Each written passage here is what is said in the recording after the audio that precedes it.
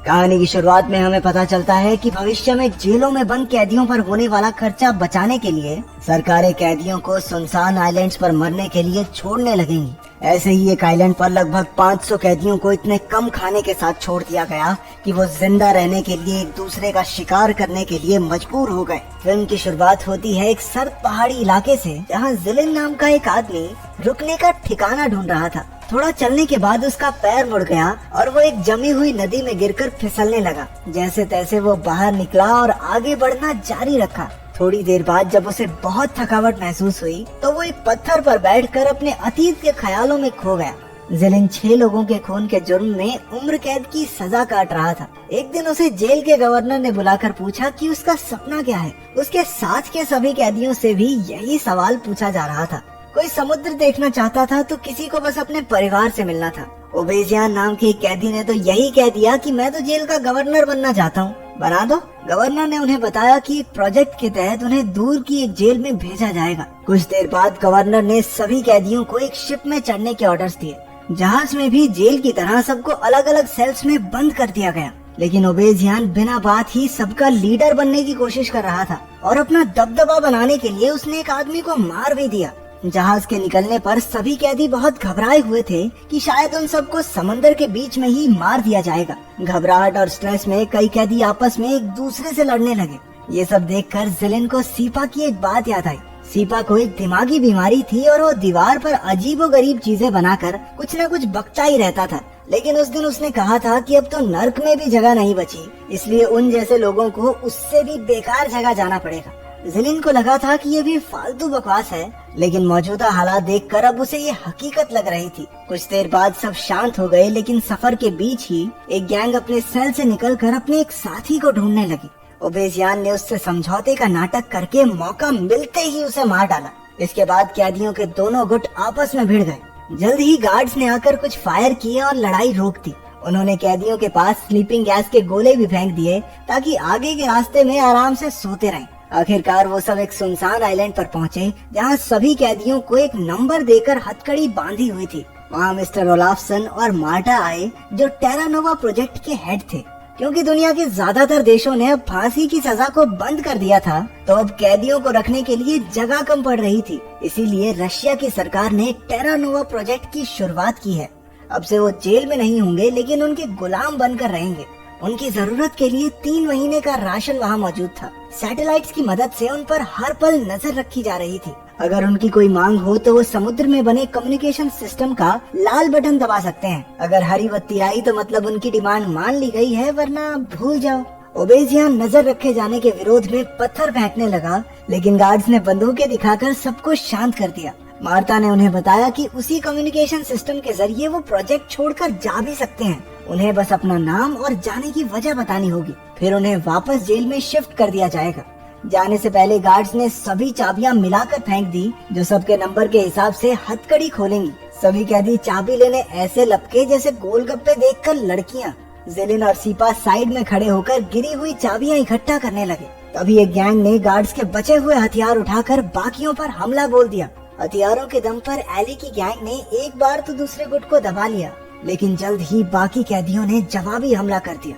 इस लड़ाई में कई लोग जान से हाथ धो बैठे। लड़ाई के दौरान दूसरी गैंग के कैदियों ने एली को भी मार दिया। समुद्र में लहरों का बहाव इतना ज्यादा था कि कुछ कैदी जो कम्युनिकेशन सिस्टम के पास जा रहे थे, डूबकर मर गए।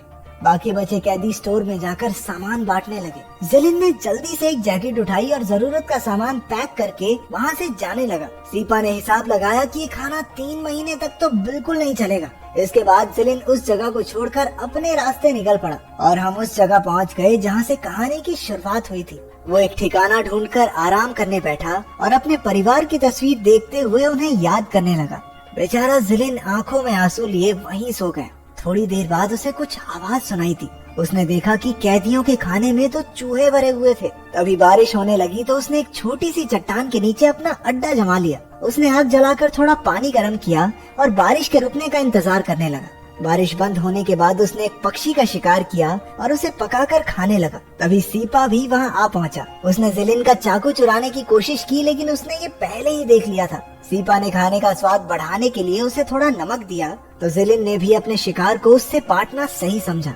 खाना खाने के बाद सीपा एक चट्टान के किनारे जाकर कहने लगा कि वो कूदना तो चाहता है पर उसे डर लगता है। उसने जिलिन से पूछा कि वो क्यों नहीं मर जाता, आखिर क्या रखा है ऐसी जिंदगी में। इस पर जिलिन ने जवाब दिया कि उसका पूरा परिवार मर चुका है और वो भी उन्हीं के साथ दफन होना चाहता है, इसलिए अगर वो इस आइलैंड पर मर गया तो उसकी ये तमन्ना कभी पूरी नहीं हो पाएगी। थोड़ी देर बाद उनकी नजर एक एयरप्लेन के टुकड़े पर पड़ी, जिसे देखकर वो हैरान रह गए। थोड़ा ढूंढने पर उन्हें एयरप्लेन का पूरा हिस्सा भी मिल गया। उस प्लेन में जिलिन को एक आशा की किरण दिखी, क्योंकि असल में वो एक पायलट हुआ करता था, लेकिन उसे हिला पाना 2 आदमियों के बस की बात नहीं थी, इसलिए वो वापस अपने ठिकाने पर आ गए। जिलिन ने आग जलाई, लेकिन न जाने उन लकड़ियों में ऐसा क्या था कि उसमें से जहरीला धुआं निकलने लगा। उसने फटाफट सो रहे सीपा को वहाँ से हटाया। जिलिन की बहुत कोशिशों के बाद सीपा ने आंखें खोली, लेकिन अब भी वो कुछ अजीब सा बके जा रहा था। आग बुझाने के बाद जिलिन को चिंता होने लगी कि ऐसे तो वो ठंड से कभी भी मर सकते हैं। ठंड से बचने के लिए उन्होंने बेस पर वापस जाकर कोयला चुराने का प्लान बनाया, लेकिन बेस पर तो ओबेसियान और उसकी गैंग ने कब्जा कर रखा था। वो बाकी सबको कैद करके रखते थे और सिर्फ एक बंद जगह में ही सैर करने देते। वापस जाते समय सबको भागकर जाना होता था और जो भी आखिर में रह गया उसे वो दरिंदे मार कर खा जाते। जिलिन और सीपा को आखिरकार कोयला मिल गया और वो ठंड के मारे एक दूसरे से चिपट कर आग के किनारे बैठ गए। जब गैंग किसी कैदी को पकाने के लिए ले जा रही थी तो सीपा की आंख खुली। वो जल्दी से एक चट्टान के पीछे छुप गया, लेकिन जिलिन अभी भी वहीं सो रहा था। उसे घसीटकर छुपाने के चक्कर में ओबेसियान के लोगों ने उन्हें देख लिया और दोनों को पकड़कर बेस में ले गए। अगले दिन सैर के बाद सभी कैदी अंदर की तरफ भागने लगे, लेकिन जिलिन वहीं खड़ा रहा। सीपा उसकी जान बचाने के लिए खींचकर उसे अपने साथ अंदर ले गए। उन जल्लादों ने आखिरी बचे इंसान को बड़ी बेरहमी से एक खंबे से बांध दिया। उसने मरने से पहले पानी की मांग की तो सीपा ने तरस खाकर उसे पानी पिलाया। अंदर सभी कैदी भागने का प्लान बना रहे थे। अगले दिन सैर के बाद सिर्फ 2 ही लोग अंदर की तरफ भागे और बाकी सब यूं ही खड़े रहे। उनमें से एक ने तो गैंग के एक आदमी के सर पर जोरदार पत्थर मारा। जिलिन ने ओबेसियान को ऑफर दिया कि अगर वो उन्हें सरकार से खाने की मांग करने दे तो वो उन्हें उस जहाज की लोकेशन बता सकता है जो उसे और सीपा को मिला था। ओबेसियान ने उसकी बात मान ली और उन्हें कम्युनिकेशन सिस्टम तक जाने दिया। उधर ओबेसियान को पता चला कि जिलिन एक पायलट हुआ करता था और उसका पूरा परिवार एक प्लेन क्रैश में मारा गया। जिलिन के दिल पर इस सदमे ने गहरी चोट की और उसने गुस्से में अपना आपा खोकर फ्लाइट डिस्पैचर्स को गोली से उड़ा दिया। ओबेसियान को लगने लगा कि इस सनकी पायलट को जरूर कुछ वहम हुआ होगा और उस वीरान टापू पर कोई एयरप्लेन नहीं है। उसने डील तोड़कर सभी कैदियों को वापस अंदर भागने को कहा। उधर समुद्र में जिलिन और उसके साथी कम्युनिकेशन सिस्टम तक पहुंच गए, लेकिन वो टूटा हुआ था। उन्होंने वापस जाकर ओबेसियान से कहा कि रिक्वेस्ट पहुंचा दी गई है और खाना कुछ ही दिनों में आ जाएगा, लेकिन ओबेसियान उनकी बात नहीं माना क्योंकि हरी बत्ती तो आई ही नहीं थी। टोलिया ने उसे एक बार फिर प्लेन का लालच दिया, लेकिन उसे उस पर भी विश्वास नहीं था। वो लोग समझ गए थे कि ओबेसियान उनकी बात नहीं सुनेगा, तो मौका देखकर टोलिया ने उसकी गर्दन में चाकू घुसा दिया। उनके पूरे ग्रुप ने मिलकर बाकी की गैंग को भी खत्म कर दिया। ग्रुप ने जिलिन से पूछा कि आगे का क्या प्लान है। उसने सभी कैदियों को आजाद करने का फैसला लिया। उसका मानना था कि खाना सच में आने वाला है। उन्हें हरी बत्ती तो इसलिए नहीं दिखी क्योंकि वो टूटी हुई थी। हालांकि बाकियों को इस बात पर कुछ खास विश्वास नहीं था। जिलिन का असली प्लान तो उस एयरप्लेन को ठीक करके सबको वहाँ से निकालने का था। आखिरकार उन्होंने सभी कैदियों को आजाद कर दिया और कहा कि अब वो एक दूसरे को मार के नहीं खाएंगे। उन्होंने कुछ आदमियों को भेजकर प्लेन की मरम्मत का काम शुरू कर दिया। कुछ देर बाद सीपा चिल्लाने लगा कि ऑपरेशन लीडर्स बकवास कर रहे थे और उनके ऊपर नजर रखने के लिए कोई सैटेलाइट वगैरह नहीं है, क्योंकि उसके बनाए इतने बड़े साइन को देखकर भी कोई मदद के लिए नहीं आया। जिलिन आदमियों को एयरप्लेन तक लेकर गया और उसे देखकर सब खुशी से झूमने लगे। उन्होंने उसे डिसेंबल करके एक एक पुर्जा बेस तक पहुंचाया। कुछ देर बाद मार्टा अपने गार्ड्स के साथ वहां पहुंची। उन्होंने गैस के जरिए बाकी कैदियों को दूर ही रखा और सिर्फ जिलिन से बात की। मार्टा ने पूछा कि उन्हें पेट्रोल क्यों चाहिए।